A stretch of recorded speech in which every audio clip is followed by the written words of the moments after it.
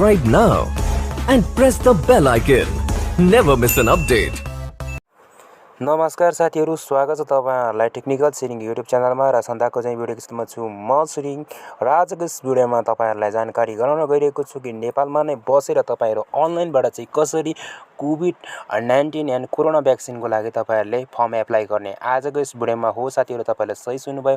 यसै सम्बन्धी जानकारी हुनेछ किनभने कोरोनाको भ्याक्सिन जुन कार्ड हुन्छ, जुन दर्ता कार्ड नम्बर हुन्छ, त्यो चाहिँ यदि तपाई विदेश जाँदै हुनुहुन्छ भने तपाईहरुलाई सोध्छ र माग्छ। यो कारणले गर्दाखेरि चाहिँ तपाईहरुले यो कोरोनाको भ्याक्सिनको जुन फर्म छ त्यो तपाईले भर्न जरुरी छ। यदि तपाई विदेश जाँदै हुनुहुन्छ भने पनि र स्वदेशमै बस्दै हुनुहुन्छ भने पनि तपाईहरु कुनै न कुनै ठाउँमा तपाईहरु ट्राभल गर्नुहुन्छ भने त्यो अवस्थामा चाहिँ तपाईहरुलाई दर्ता नम्बर अथवा रजिस्ट्रेसन नम्बर माग्यो भने चाहिँ तपाईले दिनुपर्ने हुन्छ। यो अवस्थामा तपाईहरुले कोरोना भ्याक्सिनको जुन अनलाइन फर्म चाहिँ भर्नुपर्ने हुन्छ।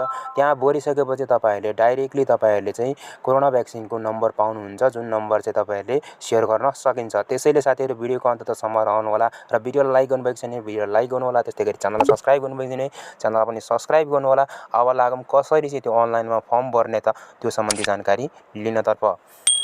भिडियो सुरु गर्नुभन्दा पहिला तपाईहरुले अझै पनि भिडियोलाई लाइक गर्नुभएको छैन भिडियोलाई लाइक गर्नु होला। त्यसपछि तपाईले चाहिँ यहाँनेर रातो सब्स्क्राइबको बटन देखिरहनु भएको छ भिडियो हेरेको मुनि, त्यसलाई रातो सब्स्क्राइबलाई प्रेस गर्नु होला। त्यसै तपाईले यहाँ बेल आइकनलाई प्रेस गरेर तपाईले अल नोटिफिकेसनलाई ओपन गरिदिनु होला। त्यस्तै गरी तपाईको मुनि एउटा कमेन्ट बक्स आउँछ, यसमा कमेन्ट बक्समा क्लिक गर्नु होला। त्यसरी तपाईले यहाँनेर लेख्नु होला NICE नाइस, अनि त्यसै तपाईले भिडियो लेखेर तपाईले लाइक बटन गरेर तपाईले यहाँनेर सेन्ड गर्न सक्नुहुनेछ। ल त लागौं भिडियो सुरु गर्नतर्फ। अब साथीहरु, त्यसको लागि सबैभन्दा पहिला तपाईहरु आफ्नो क्रोम ब्राउजरमा आउनु होला। क्रोम ब्राउजर टच गर्नु होला। त्यसपछि यहाँ आउनु होला। यहाँनेर देख्न सक्नुहुन्छ कोभिड-19 को खोप प्राप्तिको लागि सर्वेक्षण आवेदन फर्म भर्नका लागि यहाँ क्लिक गर्नुहोस् भनेको छ। यसमा जस्ट टच गरौँ। त्यसपछि साथीहरु यहाँनेर स्वास्थ्य तथा जनसङ्ख्या मन्त्रालय चाहिँ सञ्चालित यो वेबसाइट रहेको छ, जहाँबाट तपाईहरुले चाहिँ यहाँ फर्म पनि भर्न सकिन्छ र तपाईहरुलाई यहाँ सबै प्रक्रियाहरु तपाईले पूरा गर्नुपर्ने हुन्छ।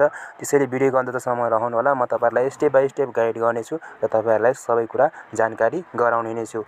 यहाँ मेरोमा थोरै नेट स्लो भएको कारणले होला अलिकति लोडिङ अलिक कम भइरहेको छ।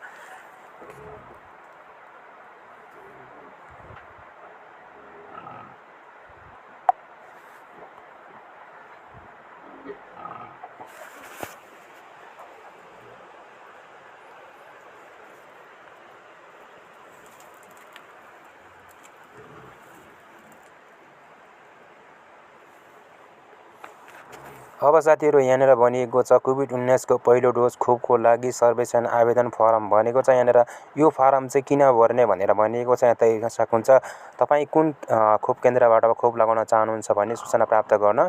त्यस्तै गरी 2 नम्बरमा लेखेको छ यो सर्वेक्षण व्यक्तिगत आवेदन फर्म हो भनेर भनिएको छ।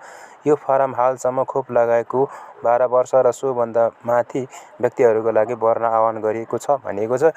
त्यस्तै गरी यो आवेदन फर्मबाट प्राप्त भएका विवरण पालिका स्तरमा वा खोपसँग सम्बन्धित योजना तथा व्यवस्थापन गर्नका लागि प्रयोग गरिनेछ भनेको छ। यो फर्म भर्ने बित्तिकै खोप लगाउन पनि सुनिश्चित भएको जनाइँदैन भनेको छ। भन्नुको मतलब यो फर्म तपाईले भर्नुभयो भने चाहिँ तपाईले खोप लगाउन पाइहाल्नुहुन्छ भने चाहिँ हुँदैन भनेको छ। अब हामी यहाँ फर्मको प्राविकरण भन्ने आवेदनको लागि फर्म भरेको ठाउँमा टच गरौँ, यानि कि यो निलो बटनमा तपाई टच गरौँ। त्यसरी अब यहाँ एकछिन साइट अर्को खुल्ने छ। यसो यहाँ तल जति खुलेको छ त्यो साइट चाहिँ यहाँ बन्द भइसकेको छ र अब यसले अलिकति लोडिङ हुन धेरै टाइम लागिरहेको छ। जस्ट तपाईहरुले वेट गर्नुपर्ने हुन्छ। मेरो यहाँ नेट स्लो भएर पनि होला सायद।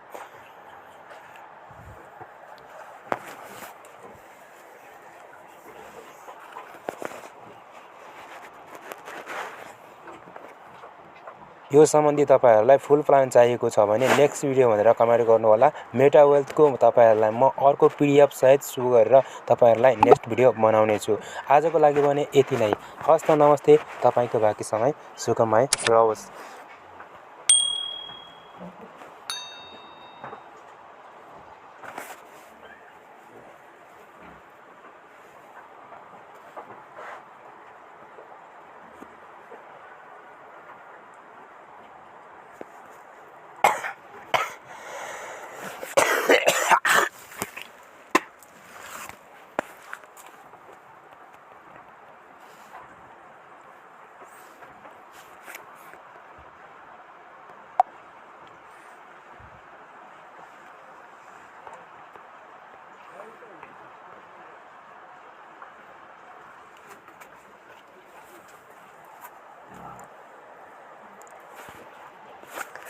अब त्यस पछाडि साथीहरू यहाँनिर भनिएको छ तपाईहरुको फर्म कसले भर्ने हो भन्नुको मतलब आफूले नै भर्ने हो कि अरु कसैको फर्म तपाईले भर्दिने हो यहाँ तपाईले टच गर्नुपर्ने हुन्छ।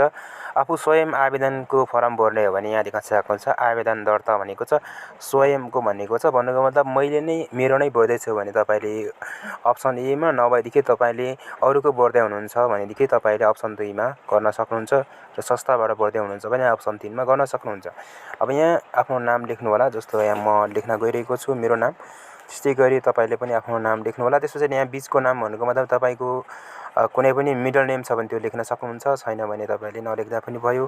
अब म यहाँ लेख्न गइरहेको छु SHER PA भनेर यसरी शेर्पा लेखौं। त्यसपछि अब यहाँ देख्न सक्नुहुन्छ जाति तपाईले यो अनिवार्य रहेको छ यो भर्नु पर्ने हुन्छ।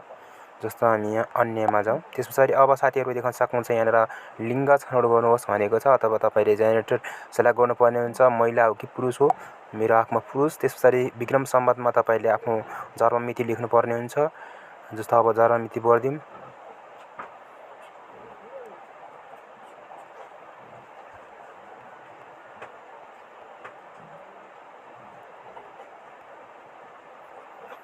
जस्ट मैले एक्जाम्पलको लागि भर्दै छु त्यही कारणले गर्दाखेरि तपाईहरुलाई त्यसपछि साथीहरु देख्न सक्नुहुन्छ 98 वर्ष भनेर पुगेको छ त्यही कारणले गर्दाखेरि यो जन्म मितिलाई अलिकति अझ धेरै कम गर्दिम किनभने अब यहाँ म यसमा लेख्दिम। त्यसपछि देख्न सक्नुहुन्छ साथीहरु यहाँनिर भइसकेको छ ओके। सो अब त्यसपछि यहाँ चाहिँ 59 इयर्स भइसकेको छ। त्यस्तै गरी अब यसलाई वास्ता नगर्नु होला। त्यस्तै गरी हालसालै बसोबास गरिरहेको ठेगाना भनेको चाहिँ जस्तो म यहाँनिर प्रदेश नम्बर 1 मा सेलेक्ट गरौँ। त्यसपछि यहाँ जिल्ला छनौट गर्नुहोस् भनेको छ।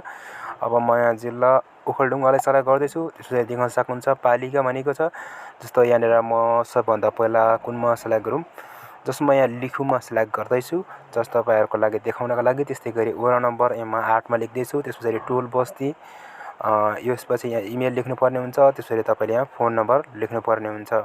जस्ट म फोन नम्बर टच गर्दैछु। त्यसपछि राष्ट्रियता नेपाल नै हो। त्यस्तै गरी परिचय पत्रको प्रकार तपाईले यहाँ नागरिकताको देख्न सक्नुहुन्छ। त्यस्तै गरी तपाईले नागरिकताको परिचय नम्बर भनेको छ तपाईले आफ्नो नागरिकताको नम्बर दिनुपर्ने हुन्छ। जारी भएको कार्यालय सेलेक्ट गर्नुपर्ने हुन्छ। त्यसै गरी तपाईको यहाँनिर के पेशा गर्दै हुनुहुन्छ भने तपाईले लेख्न सक्नुहुन्छ। अब तपाई खेती किसानी गर्दै हुनुहुन्छ भने तपाईले खेती किसानी यसमा सेलेक्ट गर्न सकिन्छ। त्यस्तै गरी तपाईको सामान्य अवस्था कस्तो छ हैन स्वास्थ्य अवस्था त्यो तपाईले सेलेक्ट गर्नुपर्ने हुन्छ। यो मेरो सामान्य अवस्था। त्यस्तै गरी यहाँ देख्न सक्नुहुन्छ अपङ्गता छ कि छैन तपाईले त्यो लेख्न सक्नुहुन्छ। र यहाँनिर भनेको छ म हालसालै बसिरहेको ठेगानामा खोप लिन चाहन्छु भन्नुभयो भने तपाईले त्यो मात्रै ठिकै छ हैन। म अन्य ठाउँबाट खोप लिन चाहन्छु भने तल्लोमा सेलेक्ट गर्न सकिन्छ। त्यस्तै गरी खोप केन्द्र भनेको छ यहाँ खोप केन्द्र धेरै रहेको छ। यसमा स्लाइडबाट एउटा तपाईहरुको गाउँ ठाउँमा भएको खोप केन्द्र देखाउँछ त्यो ठाउँमा तपाईहरुले कुन ठाउँमा चाहिँ तपाईले लगाउन चाहनुहुन्छ यसमा तपाईले सेलेक्ट गर्न सकियो। त्यस्तै गरी यहाँनिर उपयुक्त सबै विवरण ठीक छ भनेर तपाईले यहाँ यसमा टिक लगाउनु पर्ने हुन्छ। त्यसपछि तपाईले यहाँ पेस्ट गर्नुहोस् मा टच गर्नुपर्ने हुन्छ ओके। सो म यसपछि एउटा विवरण सबै चेक गर्छु। त्यसपछि अब मेरोमा यहाँ पेस्ट गर्नुहोस् भन्नेमा म सेलेक्ट गर्न गइरहेको छु। कृपया सबै आवश्यक फिल्टरहरू भर्नु होला भनेको छ।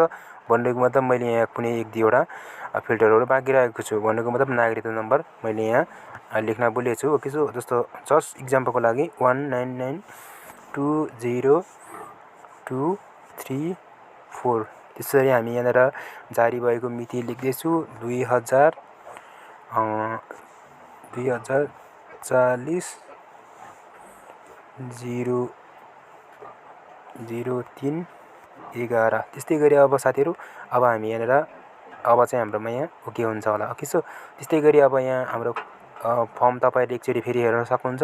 त्यसपछि के गरौँ यहाँनिर पब्लिशमा गर्दिम ओके। जस्ट यो चाहिँ मैले फर इक्जाम्पलको लागि भरेको हो हैन। यसमा सेलेक्ट हुँदैछ त्यसपछि यो जान्छ ओके। सो त्यसपछि यहाँ एउटा कार्ड आउँछ। यो कार्डमा यहाँनिर दर्ता नम्बर भनेर आएको हुन्छ देख्न सक्नुहुन्छ। यहाँनिर तपाईले सबै कुरा देखिरहनु भएको छ। खोप लगाउन इच्छुक व्यक्ति भनेको छ अनि तपाईको यहाँ दर्ता नम्बर आइरहेको छ। त्यस्तै गरी नाम अनि यहाँनिर ठेगाना अनि उमेर यो सबै आइसकेको छ। तपाईहरुले यसरी चाहिँ यहाँ सिटिजन नम्बर पनि देखाइरहेको छ। तपाईहरुको खोप अभियान चलिरहेको बेलामा तपाईहरुले यो खोप दर्ता नम्बर लिएर तपाईहरू खोप लगाउन जान सक्नुहुन्छ भनेको छ। यहाँ तल भनेको छ नोट कृपया दर्ता कार्ड नम्बर वा दर्ता नम्बर तपाईको परिचय खोल्ने परिचय पत्र सहित खोप अभियान सञ्चालन भएको बखत खोप केन्द्रमा आउन अनुरोध छ भनेको छ। यसरी तपाईहरुले खोप गर्न सक्नुहुनेछ। आफ्नो कोरोना भ्याक्सिनको चाहिँ जुन कोभिड-19 को जुन भ्याक्सिन छ त्यो तपाईँ आफ्नो घरमै बसेर यसरी भर्न सकिने भयो। साथीहरु आजको यस भिडियो यहाँलाई कस्तो लाग्यो? भिडियोलाई लाइक गर्न, शेयर गर्न र च्यानल सब्स्क्राइब गर्न नबिर्सिनु होला। So thank you, thanks for watching.